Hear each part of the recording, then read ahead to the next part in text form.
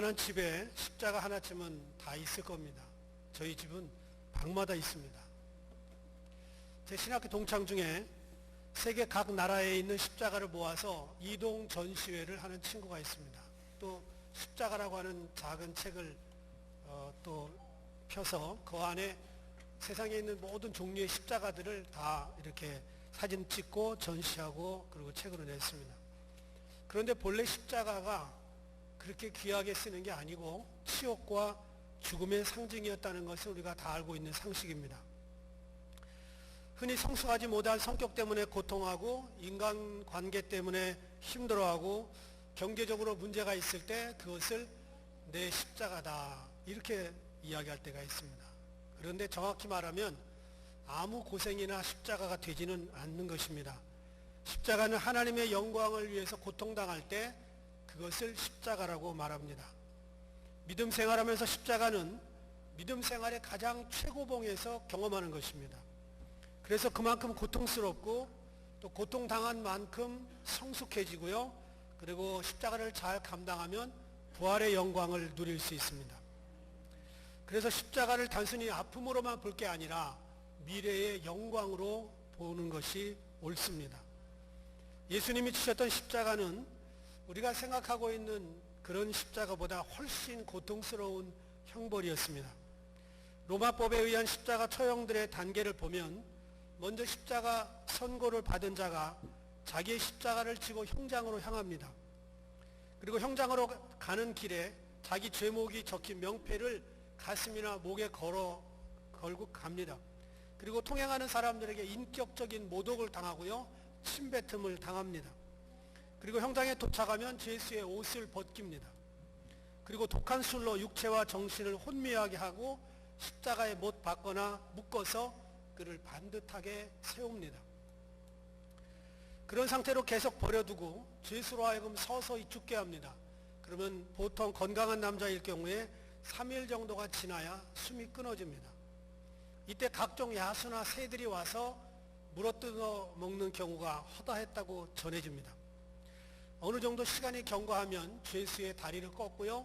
치명적인 외상을 가함으로써 소생 가능성을 완전히 없애버립니다. 그리고 그때 외관상 죽은 것이 확인되면 다리는 꺾지 않고 창으로 몸만 찔러서 피를 다 뽑아냅니다. 예수님은 이런 육체적인 고통을 당하시고 더불어서 오늘 본문에 나오는 정신적인 고통까지 겪으셨습니다. 본문을 보면서 예수님이 당하신 정신적인 고통을 세 가지로 오늘 설교의 제목을 잡았습니다. 모욕, 희롱, 욕. 39절에 보면은 지나가는 자들은 자기 머리를 흔들며 예수를 모욕하여 이르되. 여러분, 머리를 흔든다고 하는 것은 상대방을 심히 멸시하고 그리고 조롱하는 유대인들의 일반적인 습관이었습니다. 시편 109편 25절에 보니까 나는 또 저희의 회방거리라 저희가 나를 본즉 머리를 흔드나이다. 여러분, 가끔씩 운전하다가 옆에 운전하시는 분이 별로 마음에 안 들거들랑 어떻게 하세요? 노굿 뭐 이러고 지나가지 않아요? 저는 그래요. 저는 가끔 그럽니다. 그렇다고 뭐 또 손가락을 들 수는 없잖아요. 고개를 흔들고 지나가요. 시편 22편 7절에 보면은 다윗이 메시아를 향하여서 예언을 한 것이 나오는데 나를 보는 자는 다 비웃으며 입술을 삐죽이고 머리를 흔들며 말하되 저가 여호와께 의탁하니 구원하실 걸 저를 기뻐하시니 건지실 걸 하나이다. 예수님에게 대한 모욕입니다. 전쟁터에서 아무리 피튀기게 싸우다가도 일단 이기고 나면 상대방의 적장을 죽일 때 최대한 예우를 갖추어서 죽입니다. 고통도 짧게 해서 죽이는 것이 예의입니다.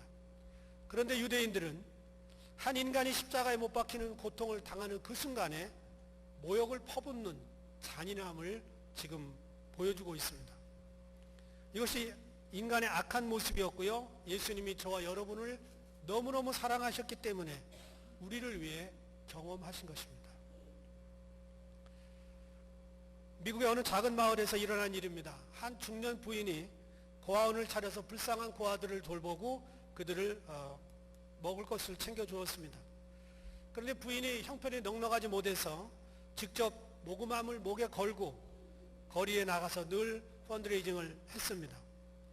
그날도 동전 몇 개만 통 속에 모아 놓았기 때문에 저녁 늦게까지 그는 모금을 해야 됐습니다. 그래서 어둠이 깔린 거리를 한없이 걸어가다가 고개를 들어보니까 네온 불빛이 비치는 술집이 눈에 띄었습니다. 부인은 마지막 희망을 걸고 술집 안으로 들어갔습니다. 술집 안에는 손님들이 삼삼오오 짝을 지어서 흥청거리면서 술을 먹고 있었습니다. 그 부인은 한 손님에게로 다가가서 상냥한 소리로 이렇게 얘기를 합니다. 부모 없는 고아들을 도와주십시오. 작은 정성이라도 좋으니 아이들에게는 큰 보탬이 될 겁니다. 그랬더니 한 손님이 언짢은 표정을 지으면서 재수없게 뭐야 술 먹는데 기분 떨어지게 그러면서 마시던 맥주를 그 부인의 얼굴에 뿌렸습니다. 순간 그 술집 안에 있던 손님들의 시선이 다 몰려들었어요. 무슨 일이 터질 것 같은데 저 부인이 어떻게 반응할 것인가 긴장감이 감돌았습니다. 그러자 부인은 흐르는 맥주를 닦지도 않은 채 그 모욕을 참으면서 이렇게 말합니다. 손님이 저에게는 맥주를 주셨는데 우리 딱한 고아들에게는 무엇을 주시겠습니까? 부인의 말이 끝나고 잠시 침묵이 흘렀습니다. 곁에서 이 광경을 바라보고 있던 많은 사람들이 한 사람 한 사람 일어나서 그 부인이 가지고 있던 모금함에 돈을 넣고 밖으로 사라졌습니다. 그리고 막상 맥주를 뿌렸던 그 사람은 너무 부끄럽고 미안해서 자기 지갑 전체를 손에 쥐어주면서 부인 죄송합니다. 부끄럽습니다. 이토록 고아를 사랑하는 부인에게 정말 죽을 죄를 지었습니다. 그러면서 지갑을 통째로 주고 부끄러운 표정으로 밖을 나갔습니다.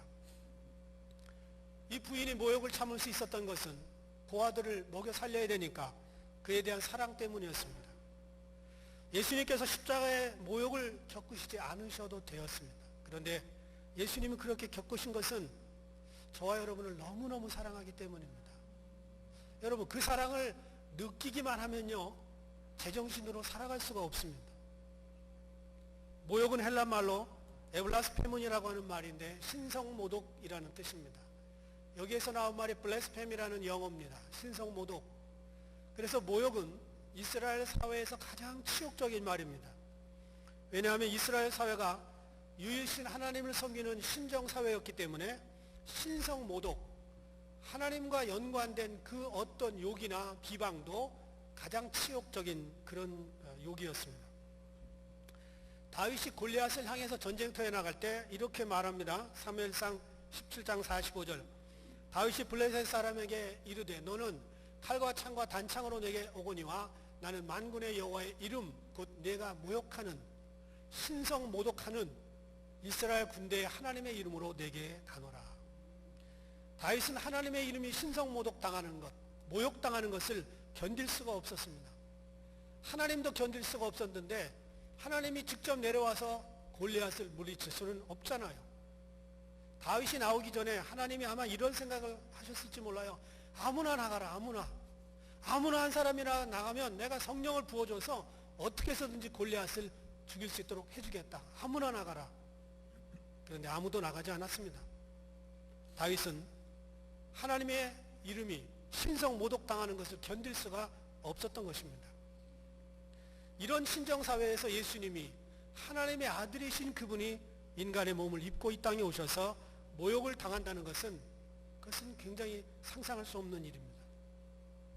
그러면서 모욕당할 때 주님은 오히려 우리에게 이렇게 말씀하셨어요. 누가복음 6장 28절 너희를 저주하는 자를 위하여 축복하며 너희를 모욕하는 자를 위하여 기도하라. 모욕도 견디기 쉽지 않은데 모욕당하면서 기도해 주렵니다. 이것이 기독교고 이것이 십자가의 복음입니다.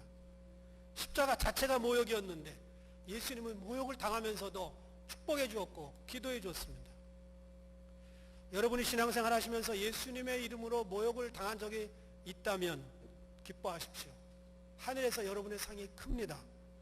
그리고 지금 모욕당하는 것이 있다면 그 모욕을 잘 견디십시오. 주님께서 여러분을 붙들어 주실 것입니다.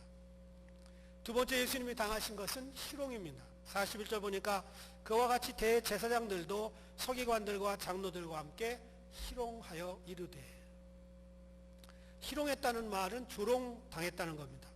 놀림받았다는 말이에요. 우리 모두가 다 놀림당한 경험이 있을지 몰라요. 어렸을 때 신체적인 특징이나 또 말이나 행동 때문에 놀림을 많이 당했던 그런 경험이 있는지 모르겠습니다. 예수님도 이와 같이 십자가에서 피를 흘리면서 희롱을 당하셨습니다. 그리고 그들이 희롱한 내용은 다른 게 아니고 남은 구원하고 자기는 구원할 수 없나? 그게 메시아야? 그리고 희롱을 했습니다. 그리고 당장이라도 십자가에서 내려오면 내가 믿어주겠다. 믿어주겠다. 어쩌면 이들이 하는 말이 맞아요. 자기도 구원 못하는 사람이 어찌 남을 구원하는 십자가의 메시아가 될 수 있냐? 그들 생각에는 메시아 정도 되면 십자가에서 피 흘리다가도 툭툭 털고 내려와야지. 그래야 메시아지. 그런 생각입니다.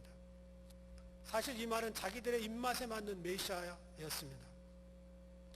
만약에 예수님이 그때 내려오셨다면 그 주변에 있는 사람은 다 믿었을 거예요. 그런데 거기서 복음의 역사는 끝납니다. 그런데 주님이 돌아가시고 부활하셨기 때문에 그 모욕과 희롱을 겪으셨기 때문에 두고 오는 2000년 동안 수많은 사람들이 지옥으로 떨어지지 아니하고 복음의 혜택을 누린 것입니다. 주님이 그렇게 놀림을 받으시고 희롱을 당하시면서도 내려오시지 않았던 이유는 똑같습니다. 저와 여러분을 너무 사랑하시기 때문이에요. 세 번째는 욕을 당하셨습니다. 44절 보니까 함께 십자가에 못 박힌 강도들도 이와 같이 욕하더라. 강도들, 오른쪽 왼쪽 두 사람입니다.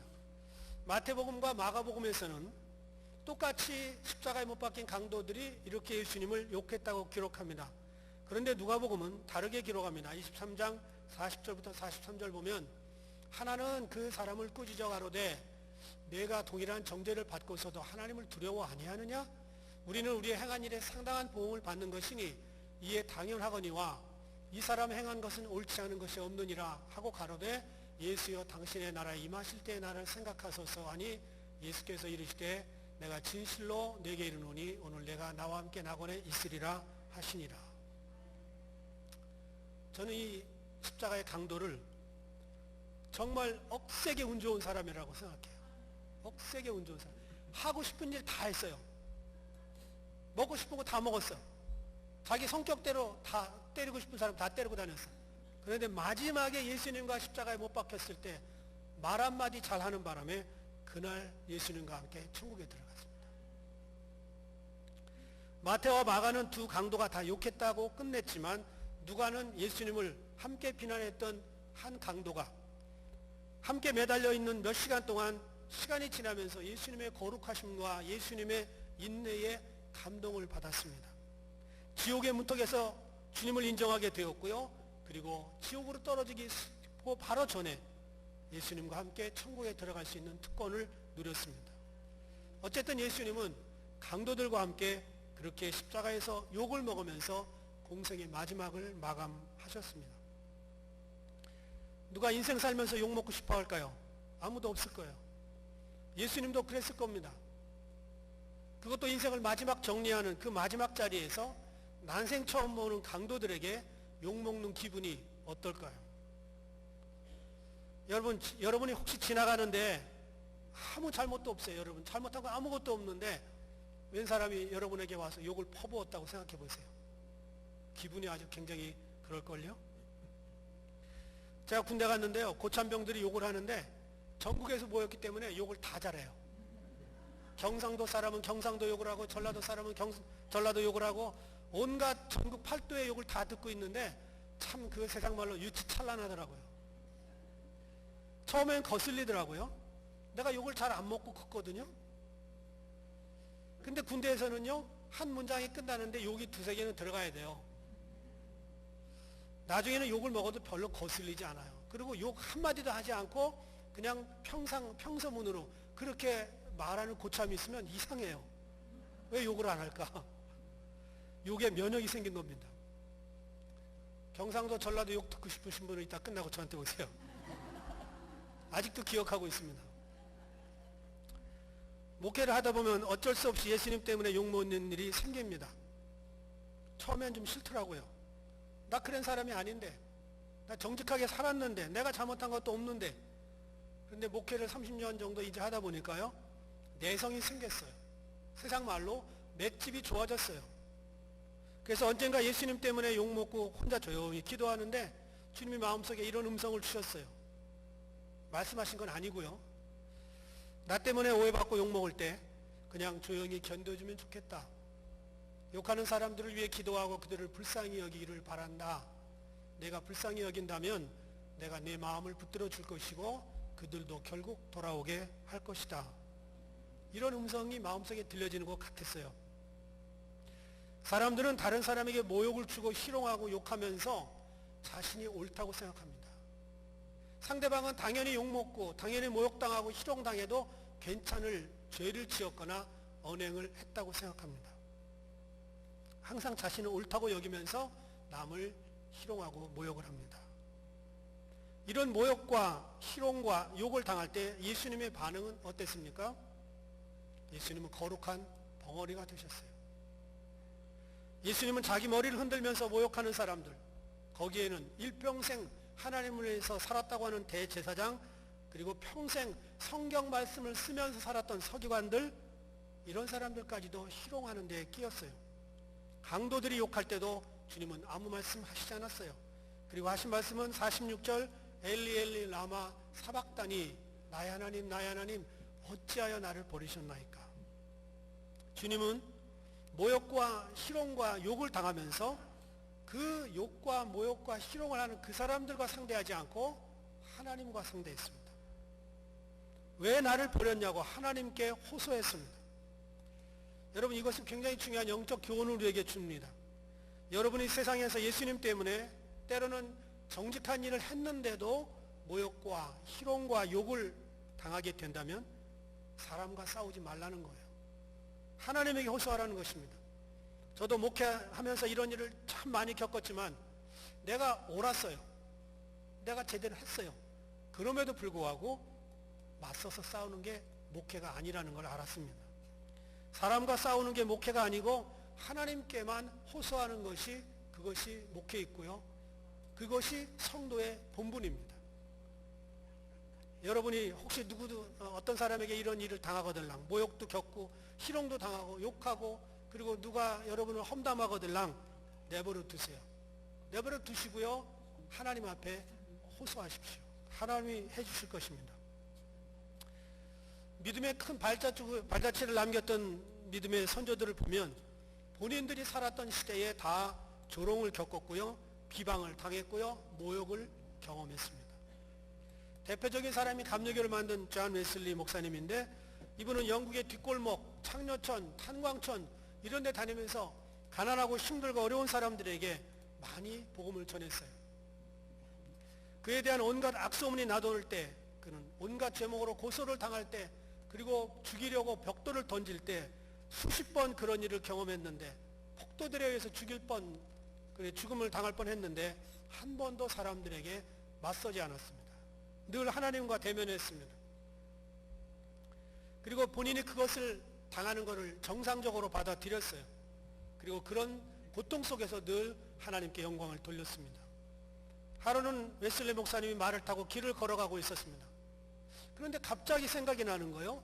이상하게 최근 3일 동안 어느 한 사람도 벽돌을 던진 사람이 없고 계란을 던진 사람이 없는 거예요. 최근 3일 동안 늘 그랬는데. 그래서 그는 말에서 내려서 무릎을 꿇고 기도합니다. 하나님, 내가 죄를 짓고 타락한 거 아닌가요? 그렇게 말하면서 즉시 하나님께 자기의 죄를 알려달라고 큰 소리로 기도했습니다. 반대편 울타리 끝에서 그의 기도를 듣고 있던 한 사나이가 웨슬리 저놈 저기 있구나. 잘 됐어. 저 감리교 목사를 내가 이번에 박살내야지. 그리고 벽돌을 집어 던졌는데 빗나갔습니다. 그때 웨슬리 목사님이 일기장에다 이렇게 기록합니다. 하나님 감사합니다. 아직은 괜찮군요. 제가 아직은 당신의 임재 가운데 있군요. 최근 3일 동안의 일을 그렇게 기록했습니다. 여러분, 거룩하게 살려고 하는데 어떤 사람도 나를 비난하지 않는다? 내가 거룩하게 경건하게 살려고 하는데 아무도 나를 조롱하지 않는다? 그러면 내 거룩함과 내 경건함에 문제가 있을 수도 있습니다. 왜냐하면 내 거룩함과 내 경건함은 반드시 세상과 부딪히게 되어 있습니다. 반대로 모든 사람이 나를 칭찬해주고 좋아하고 박수 쳐줄 때 그것이 그리스도의 길을 걷고 있는 것을 확증하는 것은 아닙니다. 사람들이 박수 쳐주면 하나님과 멀어지기 쉽고요. 사람들이 욕하고 비방하면 오히려 주님과 가까울 수가 있습니다. 성경대로 제대로 살면 오히려 세상의 박수 소리는 멀어지게 되어 있습니다. 제가 처음 미국에 왔을 때 오하이오 살았는데 그 옆에 인디애나가 있습니다. 거기에 해먼드 제일 침례교회가 있습니다. 이 교회의 특징이 두 가지가 있는데 하나는 세계에서 가장 큰 규모의 썬데이 스쿨을 가지고 있습니다. 주일학교 학생들이 수천 명입니다. 또 하나는 이 강대상 앞에를 방탄유리로 막았어요. 제가 그 사진을 봤습니다. 여기 목회하시던 잭 하이스 목사님이 사람들의 죄를 너무나 날카롭게 지적하고 디테일하게 지적하고 그리고 아주 세상 말로 아주 정말 들어도 귀가 따가울 정도로 그렇게 신랄하게 죄를 지적합니다. 너무 듣기 싫으니까 목사님에게 총을 2번 쐈어요. 그런데 다행히 빗나갔습니다. 그는 사람들에게 권총 세례를 받았지만 하나님에게는 인정받는 목사였습니다. 총을 맞으면서도 바른 설교를 하려고 애를 썼습니다. 제가 이 이야기를 설교 준비 때 쓰면서 나 총 맞아본 적 있나? 없는 거예요. 나는 죄를 날카롭게 지적 안 하나? 그런 생각을 하게 됐습니다.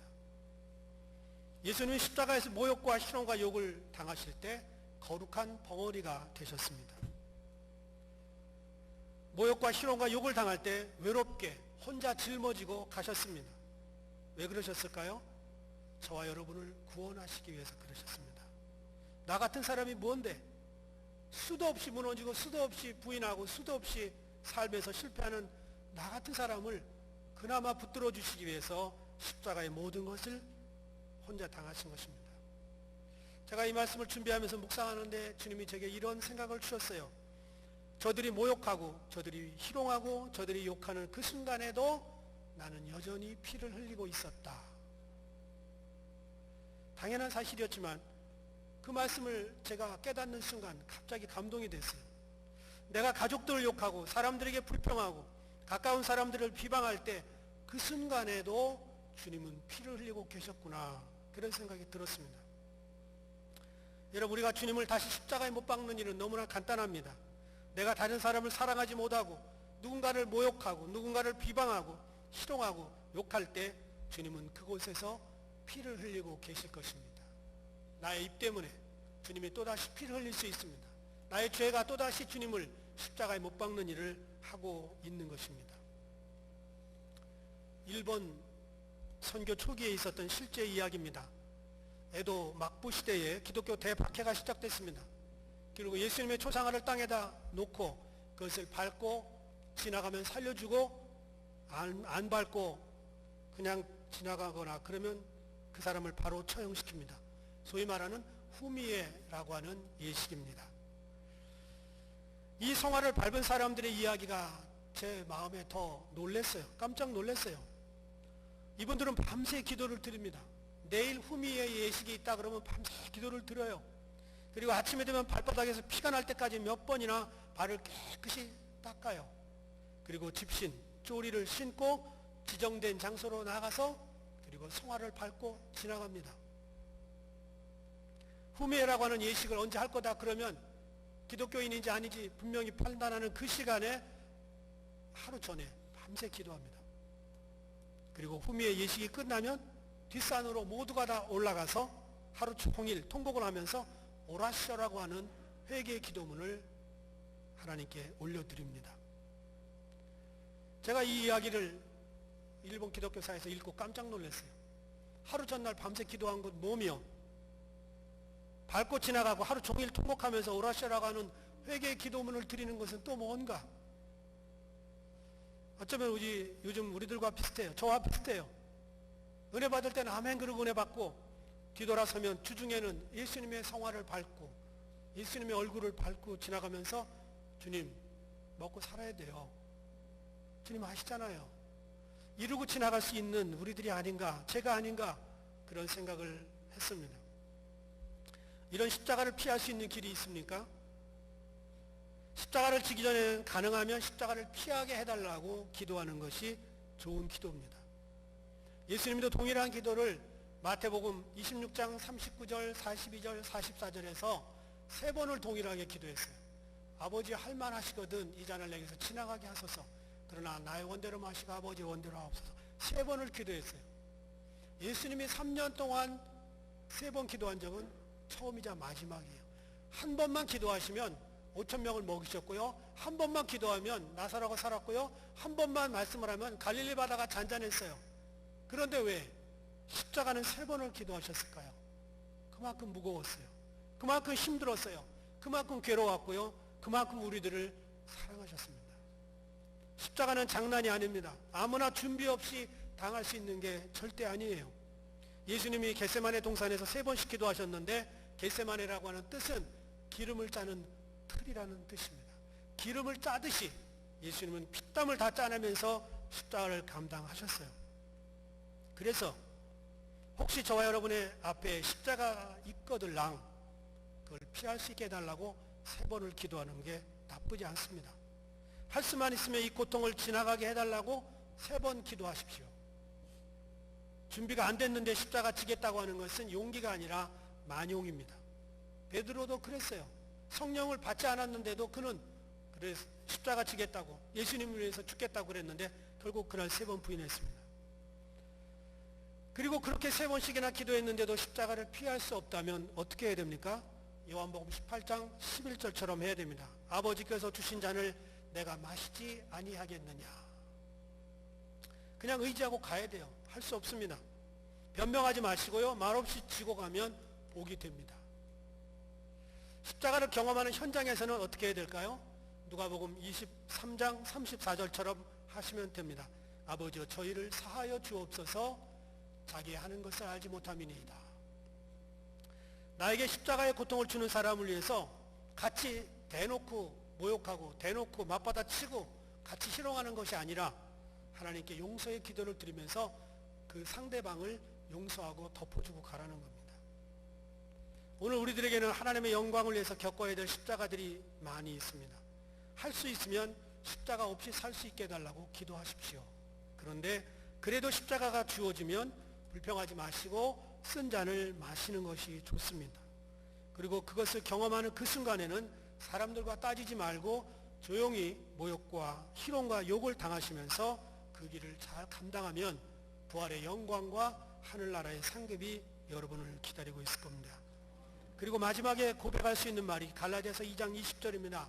내가 그리스도와 함께 십자가에 못 박혔나니 그런즉 이제는 내가 산 것이 아니요 오직 내 안에 그리스도께서 사신 것이라. 이제 내가 육체 가운데 사는 것은 나를 사랑하사 나를 위하여 자기 몸을 버리신 하나님의 아들 믿는 믿음 안에 사는 것이라. 날마다 피할 수 없는 작곡꾼 십자가가 우리 인생길에 놓여 있습니다. 예수를 믿는 것은 구원받고 축복받는 것이라면 얼마나 좋겠어요. 그것은 받을 수도 있고 못 받을 수도 있어요. 예수 믿고 더 복을 받을 수도 있고 덜 받을 수도 있어요. 그런데 정말 저와 여러분이 예수님을 잘 믿기로 작정하고 달려가면 피할 수 없는 것이 십자가의 고통입니다. 이 희롱과 모욕과 욕을 잘 견디시고 부활의 아침을 함께 맞이할 수 있는 저와 여러분 되기를 주의 이름으로 부탁합니다.